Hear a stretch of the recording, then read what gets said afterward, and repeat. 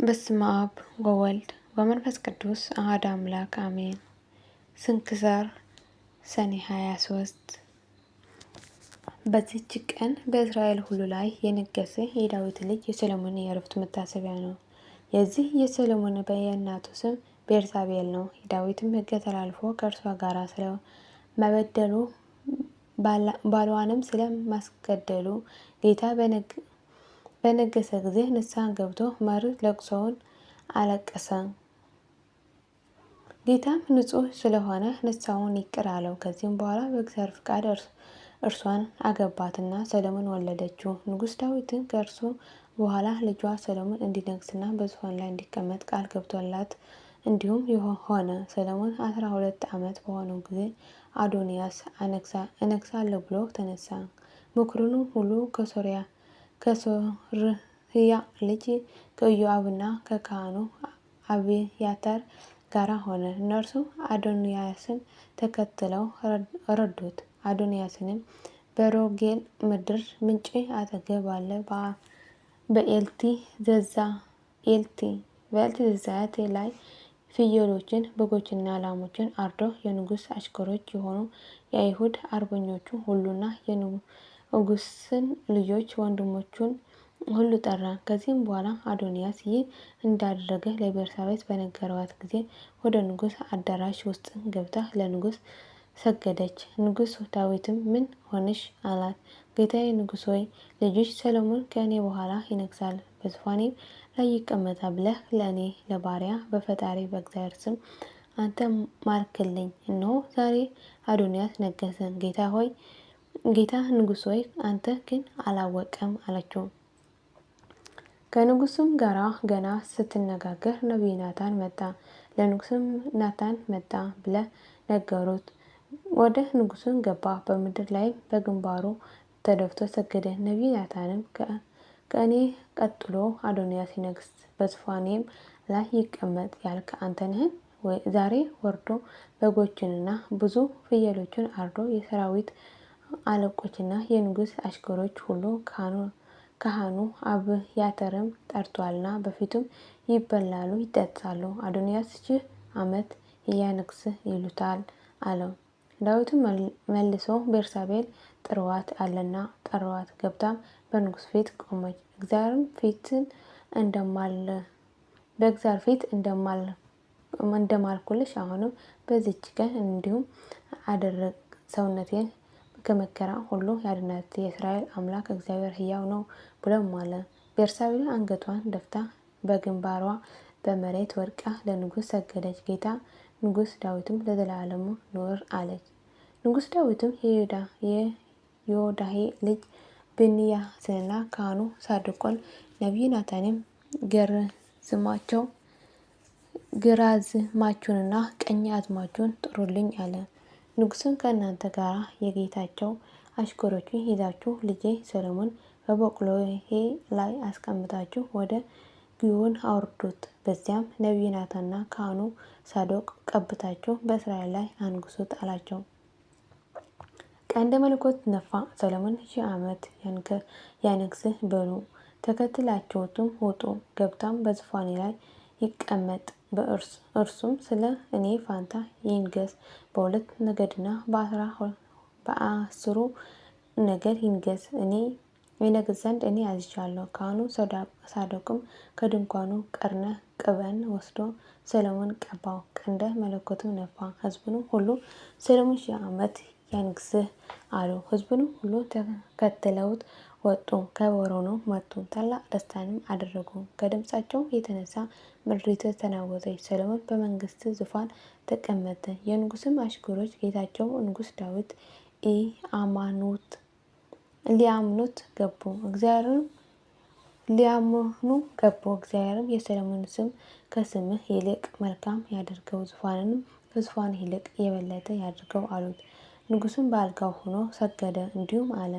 ዓይኖቼ ሲያዩ በዙፋኔ ላይ የሚቀመጥ ልጅን ለእኔ ለባሪያው ዛሬ የሰጠ የእስራኤል ፈጣሪ እግዚአብሔር ይክበር ይመስገን አለ። ዳዊትም የሚሞትበትን ወራት በደረሰ ጊዜ ልጁ ሰሎሞን እንዲህ ሲል አዘዘው። እኔ ሰው ሁሉ በሚሄድበት በሞት ጎዳና እሄዳለሁ፣ አንተ ግን ጽና፣ ብልህን ሰውም ሁን። በሕጉ ጸንተህ ትኖር ዘንድ የፈጣሪ የእግዚአብሔር ትእዛዝ ጠብቅ። እኔ እንዳዘዝኩ እንዴት እንደምታደርግ ታውቅ ዘንድ በሙሴ ሕግ የተጻፈውን ትእዛዝና ሕግን ፍርዱንም ጠብቅ። ልጅን ሕጌን ቢጠብቁ በፊቴም በፍጹም ልቦናቸው በፍጹም ሰውነታቸው በእውቀት ጸንተው ቢኖሩ ከእስራኤል ዙፋን ላይ ሰው አይጠፋብህም ብሎ እግዚአብሔር ለእኔ የነገረኝ ቃሉን ያጸና ዘንድ ጠብቅ ብሎ አዘዘው። ዳግመኛ በኢዮአብና በሳሚ ወልደ ጌራ ላይ በቀል እንዲያደርግ አዘዘው። እነርሱ እጅግ የከፉና ብዙ ክፋት የሰሩ ነበርና። ከዳዊት ዕረፍትም በኋላ ሰሎሞን በዚያ መስዋዕት ይሰዋ ዘንድ ተነስቶ ወደ ገባኦን ሄደ። ገባኦን ፈጽማ ትሰፋ ነበርና ሰሎሞን በገባኦን በዚያ መሠዊያ ውስጥ መስዋዕትን ሰዋ። እግዚአብሔር ለሰሎሞን በሌሊት በሕልም ተገለጠለት። ለአንተ እሰጥ ዘንድ ልብን ያሰበውን ልመናውን ለምን አለው። ሰሎሞን በቅንነት በእውነት ንጹሕ ልቦና ከአንተ ጋር በፊት ጸንቶ እንደኖረ ከአባቴ ከዳዊት ጋር ታላቅ ቸርነትን አድርጋለሁ።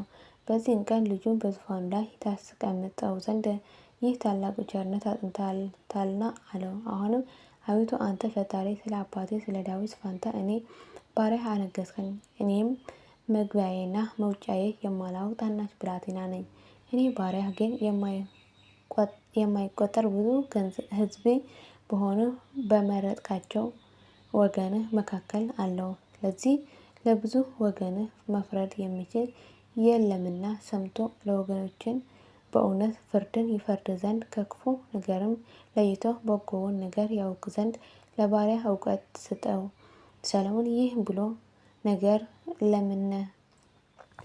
ይህንን ነገር ለምኖታልና ይህ ነገር እግዚአብሔር በፊቱ ደስ አሰኘው። እግዚአብሔር ይህ ነገር ከእኔ ለምነሃልና ለአንተም ብዙ ዘመንና ባለጸግነት አልለመንህምና ጠላቶችን አጠፋልኝ ብለህ አልለመንህምና፣ ነገር ግን ፍርድ መስማት ታውቅ ዘንድ ለምነሃልና እነሆ እንዳልክ አደረግሁልህ። እነሆ ከአንተ አስቀድሞ እንዳልነበረ ከአንተ በኋላ እንዳንተ ያለ እንዳይነሳ አድርጌ ብልህና አስተዋይ ልቦና ሰጠሁ። ሰው በመንግስቱ እንዳንተ እንዳልሆነ አድርጌ ያልለመንክኝ ባለጠግነትና ክብርንም በዘመንህ ሁሉ እሰጥሃለሁ አለው። ሰሎሞን ከእንቅልፉ በነቃ ጊዜ እውነተኛ ሕልም እንደሆነ አወቀ። ተነስቶም ወደ ኢየሩሳሌም ሄደ። በጽዮን በእግዚአብሔር ታቦት ሕግ አንጻር ባለ በመሠዊያው ፊት ቆመ። የሰላም መስዋዕትን አቀረበ።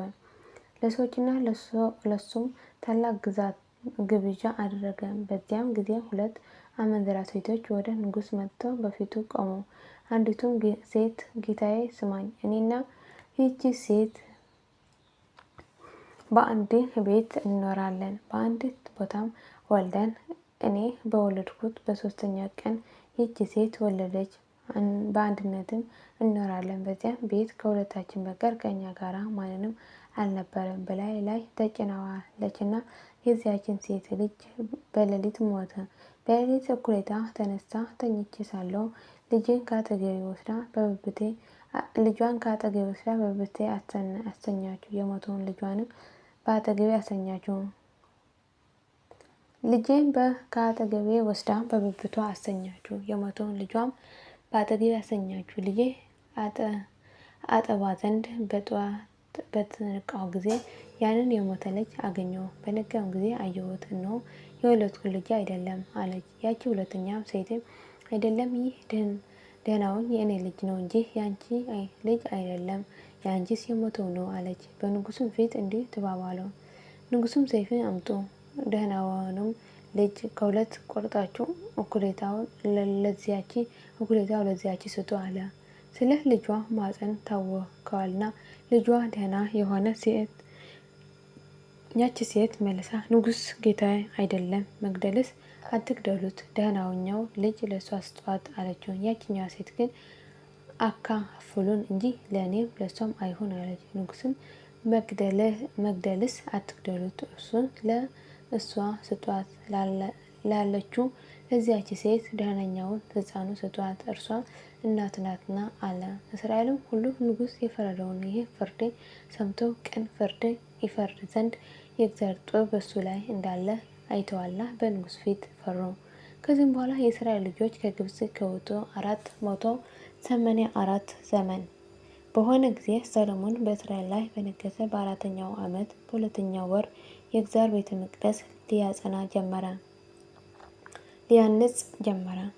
በ11ኛው ዘመነ መንግስቱ ወር በአንዲ በሚባል በ8ኛው ወር ቤቱንና ስርዓቱን ሁሉ ፈጽሞ በ7 ዓመት ውስጥ ሰራው። የራሱን ቤት በ13 ዓመት ሰርቶ ጨረሰ። ከዚህም በኋላ ሰሎሞን የእግዚአብሔር ቤትና የራሱን ቤት በ20 ዘመን ሰርቶ በጨረሰ ጊዜ የእግዚአብሔር ታቦተ ሕግ ከዳዊት ከተማ ከጽዮን ያመጧት ዘንድ ያን ጊዜ የእስራኤል ሽማግሌዎችና የነገድ አለቆች የአባቶቻችን ቤት አለቆች ሁሉ በኢየሩሳሌም ሰበሰቧቸው። ሰዎችንም የእስራኤል ሰዎች ሁሉ ወደ ንጉሥ ወደ ሰሎሞን በ7ኛው ወር በጥምቀት ተሰብስበው የእስራኤል ሽማግሌዎች ሁሉ መጡ። ካህናቱንም ታቦቷንና የምስክሩን ድንኳን በምስክሩ ድንኳን ውስጥ ያለ ንዋየ ቅድሳቱን ሁሉ ተሸክሞ ንጉሥና እስራኤል ሁሉ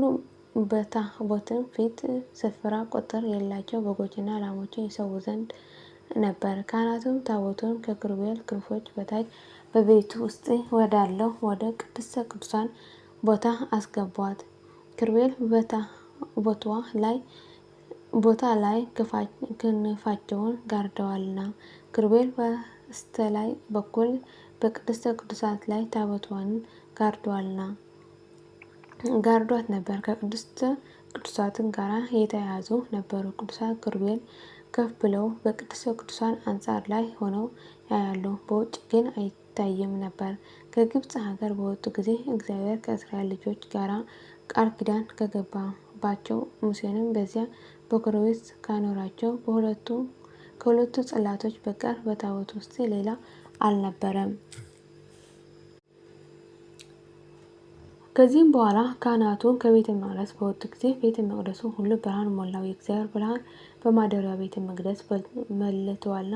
ከብርሃኑ መገለጫ የተነሳ ካህናቱ ስራቸውን መስራትና ከፊቱ መቆም ተሳናቸው። ያን ጊዜ ሰሎሞን እግዚአብሔር በደመና ውስጥ አኖራለሁ ብሎአል፣ እኔንም ለዘላለም የምኖርበት ማደሪያ ቤተ መቅደስ በእውነት ሰራሁልህ አለ።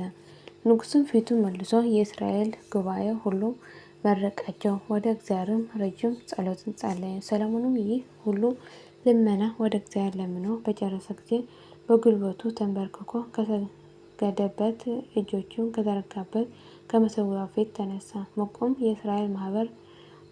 የእስራኤል ማህበር እንደተናገረው ሁሉ ለወገኖቹ ለእስራኤል ዕረፍትን ሰጣቸው። እግዚአብሔር ይመስገን ይክበር ብሎ በታላቅ ቃል መረቃቸው። ከዚህም በኋላ ንጉሥና የእስራኤል ልጆች ሁሉ በእግዚአብሔር ፊት መስዋዕትን ሰዉ። ንጉሥ ሰሎሞን ለእግዚአብሔር ስለ ሰላም መስዋዕት የሰዋቸው ንጉሥ ሰሎሞን ለእግዚአብሔር ስለ ሰላም መስዋዕት የሰዋቸው 22,000 ላሞችና 120,000 በጎች ናቸው። ንጉሥ ሰሎሞን የእስራኤል ልጆች ሁሉ ያን ጊዜ ለእግዚአብሔር ማደሪያ ለቤተ መቅደስ ቅዳሴ ቤት አደረጉ። ቀድሞ በገባዖን እንደታየው ዳግመኛ እግዚአብሔር ለሰሎሞን ታየው።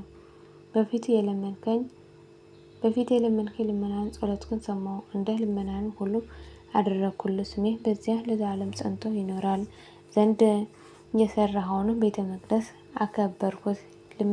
ልቡናዬም ዓይኖቼም በዘመኑ ሁሉ በዚያ ጸንተው ይኖራሉ አለው። ሰሎሞን 40 ዘመን ነገሠ። ከመንገሱም በፊት 12 ዓመት ኖረ። መላ ዕድሜው 52 ዓመት ነበር። በሰላም አረፈ። ይህ ጥበብ የተሰጠው ንጉሥ ሰሎሞን ጥቅም ያላቸው ብዙዎች መጻሕፍት ደርሷል። ትንቢትና ትምህርት ያላቸው ምሳሌዎች ማህሌዎች ናቸው።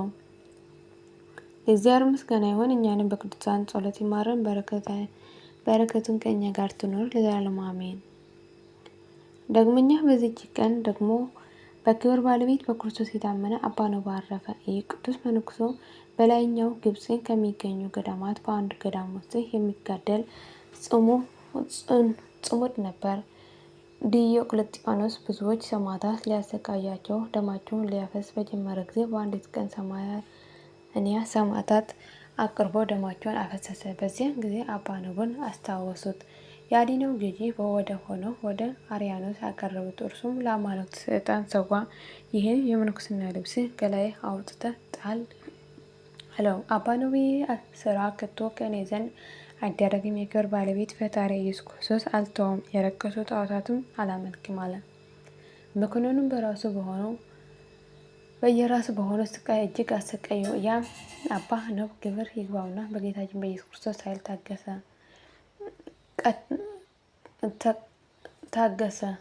ተቀበለ።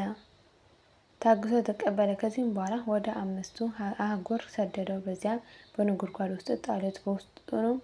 በጉድጓድ ውስጥ ጣሉት። በውስጡም ጌታችን ከአይሁድ ዲዮቅልጥያኖስ አጥፍቶ ደግ ንጉሥ ዲዮቅልጥያኖስ እስከሾመው ድረስ 7 ዓመት ኖረ።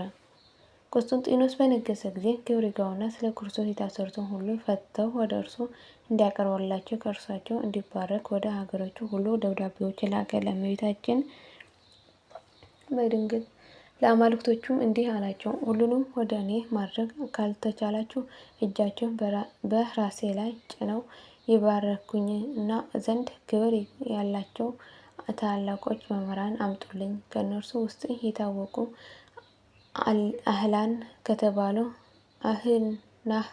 አህናና ከተባሉ ሀገር አባ ዘካርያስ ከፍዩም፣ መክሲሞስ ከሀገሩ ድሂን፣ አጋቢዮስ ከሀገረ በላኦስ አባ ነቡ ናቸው። የንጉሥ መልእክተኞችም በየሀገሮቹ ሁሉ እየዞሩ የታሰሩ ቅዱሳን ከእስር ያወጧቸው ነበር። እነርሱም ደስ ብሏቸው ነበር፣ የተመሰገነ እግዚአብሔር ያመሰግኑ ነበር፣ ይዘምሩለትም ነበር። የንጉሥ መልእክተኞቹ አባ ነቡን ከ5 ሀገሮች ፈልጎ የሀገሩ አንጻር ወደ ሆነች ወደ ሀገረ ብሰላ ወስደው በዚያም የብረት ልብስ ለብሶ ተቀምጦ ነበር። የንጉሥ መልእክተኞች አገኙት እና ከእርሱ ጋራ ወስደው ወደ አዲናው እስከ ደረሰ በመርከብ ተሳፈረ። ክርስቲያኖች ተሰብስበው ከውስጣቸው 4 ኤጲስቆጶሳት ነበሩ። አባ ነቡ ያለ ውዴታው ቅስና ሾመውትና የቁርባን ቅዳሴ ቀደሰ። በቅዳሴ ፍጻሜ ቅዱሳት ለቅዱሳን ብሎ ጮኸ። ይህ ማለት ንጹሐን ቅዱስ የሆኑ ከስጋው ከደሙ ይቀበል ማለት ነው። በዚያም ጊዜ ክብር ይግባውና ጌታችን ኢየሱስ ክርስቶስ በመሰዊያው ላይ ተቀምጦ ንስሐ የገቡትን ኃጢአታቸው ይቅር ሲላቸው አየው። ስጋቸውና ደማቸውን ከአቀበላቸው በኋላ ወደ ንጉሥ ለመሄድ ተዘጋጁ። ቁጥራቸውም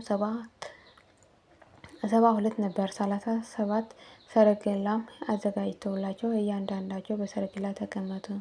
ባለፈም ጊዜ የደናግል ገዳማት ካሉበት ደረሱ። ደናግሉም መጥተው ተቀበሏቸው። ቁጥራቸው 700 ነበር። ከእነርሱ ጋራም እስኪሰበሰቡ በቅዱሳን ፊት ይዘምሩ ነበር። ወደ ንጉሥ ከተማም በደረሱ ጊዜ ወደ ንጉሥ ከመግባታቸው በፊት በውሃ